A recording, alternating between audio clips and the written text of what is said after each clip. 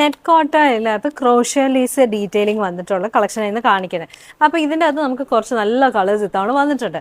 അത് നമ്മൾ ഈ ഒരു greyish blue shade, green, purple, പിന്നെ നമുക്കൊരു ബേജ് യെല്ലോ ഷെയ്ഡും നല്ലൊരു പിങ്ക് ഷെയ്ഡ് വരുന്നത്. അപ്പോൾ ഇതിലെല്ലാം എന്ന് വെച്ചാൽ നെറ്റ് കോട്ട ഫാബ്രിക്കിൻ്റെ അകത്ത് ക്രോഷ്യ ലേസ് ഡീറ്റെയിലിംഗും ഉണ്ട്. അതേപോലെ തന്നെ നമ്മുടെ ബത്തീക്കിൻ്റെ പ്രിൻ്റ് വരുന്നത്.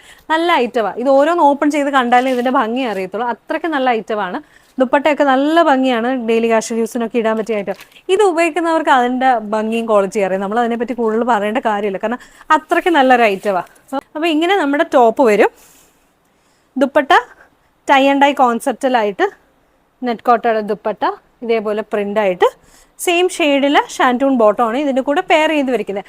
ബാക്കി എല്ലാ ഐറ്റംസ് ഇത് തന്നെ, അതിൻ്റെ വേറെ കളർ വേരിയൻസ്. അപ്പോൾ ഞാൻ അത് ജസ്റ്റ് ഓപ്പൺ ചെയ്ത് കാണിക്കില്ല, എക്സ്പ്ലനേഷൻ ആയിട്ട് ഞാൻ പറയുന്നില്ല. ഇങ്ങനെയാണ് ടോപ്പ് വരുന്നത്. ടോപ്പിലെ ബോഡിയിലെ പ്രിൻറ്റ്, നമ്മുടെ ദുപ്പട്ട ആൻഡ് ബോട്ടം. ദുപ്പട്ട എല്ലാം നല്ല ബ്യൂട്ടിഫുൾ കളേഴ്സിലാണ് വന്നിരിക്കുന്നത്. നല്ല പിങ്ക് ഷെയ്ഡിൽ ഇത് വരുമ്പോഴത്തേക്കും ഷാൻറ്റൂൺ മെറ്റീരിയലിൻ്റെ ബോട്ടം. ബ്ലൂയിഷ് ഗ്രേ ആണ് ടോപ്പ്, ഷാൻറ്റൂൺ മെറ്റീരിയലിൻ്റെ ബോട്ടം ആൻഡ് കോട്ടൻ്റെ നെറ്റ് കോട്ടയുടെ ദുപ്പട്ട. അതിൻ്റെ അകത്ത് ഇതേപോലെ ഒരു ടൈ ആൻഡ് ഡൈ ഫീലിംഗ് വരുന്നുണ്ട്.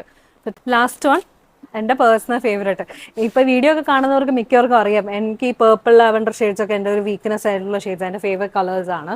പക്ഷേ എല്ലാവരും പറയും ഇതൊക്കെ പറഞ്ഞാലും മിക്ക സമയത്ത് ഞാൻ വീഡിയോയിൽ ഇടുന്നത് ബ്ലാക്ക് ആയിരിക്കും. അത് എടുക്കാനുള്ള എളുപ്പത്തിലും പിന്നെ പെട്ടെന്ന് കാണുമ്പോൾ വണ്ണം കുറഞ്ഞു തോന്നിക്കും, അതിന് വേണ്ടി ഞാൻ ബ്ലാക്ക് ഇടുന്നത്. അപ്പോൾ ഇതും വരുമ്പം ഇത് ടോപ്പ്, ഇത് ദുപ്പട്ട, ഇത് ബോട്ടം. അപ്പോൾ നല്ലൊരു ഐറ്റമാണ്. എന്തായാലും എല്ലാവരും ട്രൈ ചെയ്ത് നോക്കുക.